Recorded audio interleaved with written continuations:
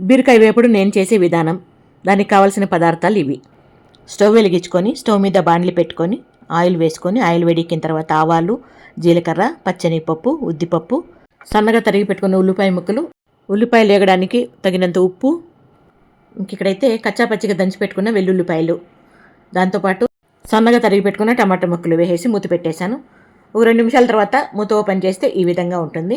మళ్ళీ ఒకసారి కలుపుకొనేసి అందులోకి పసుపు పొడి, కారపొడి వేసి బాగా కలిపేసి బాగా కొంచెం ముక్కంతా మెత్తపడిన తర్వాత అంటే టమాటా ముక్కలు మెత్తపడిన తర్వాత సన్నగా తరిగి పెట్టుకుని బీరకాయ ముక్కలు అందులోకి వేసానండి.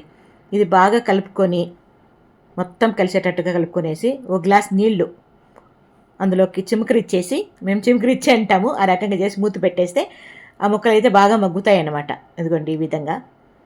మళ్ళీ ఇప్పుడు అప్పుడే ఉప్పు తక్కువ వేసాం కదా, ఇప్పుడు సరిపడా ఉప్పు వేసి ధనియాల పొడి వేసానండి.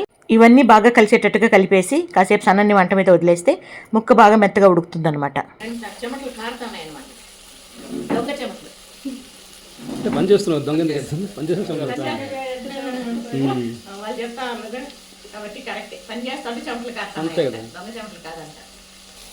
ఇదిగోండి ఫైనల్గా ఇప్పుడు కొత్తిమీర వేసేస్తే ఎంతో రుచికరమైన బీరకాయ వేపుడు అయితే రెడీ అయిపోతుంది. అన్నంలో కలుపుకున్నా ముద్దకి నంచుకున్నా బాగుంటుందండి.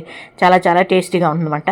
ఈరోజు మన ఆశ్రమంలో భోజనాలు ఏమి అనేది చూసేద్దామా. ఇదిగోండి మన ఆశ్రమంలో ఈరోజు భోజనాలు ఇవి అన్నమాట. ఇది ఇక్కడికి అయిపోయిందా. ఇంకా మా పిల్లల్లో పెద్ద జంటికి పెళ్లి రోజు అన్నట్లుగా నేను వీడియో పెట్టాను.